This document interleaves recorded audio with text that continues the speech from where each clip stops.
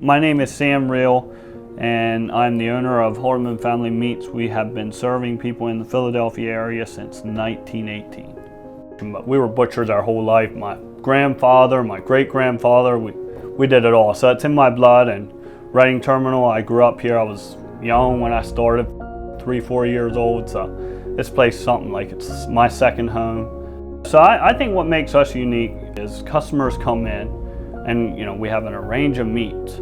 We're butchers. You say you have a cut you want to, maybe you've seen something on Instagram or online. You're like, I need that cut, but where can I find it? Come in, you say, hey, I'm looking for this cut. We'll try and help you out. Building a relationship with the customers, I think just through social media, through the store, how can we help someone cook something better? That's what we love to do.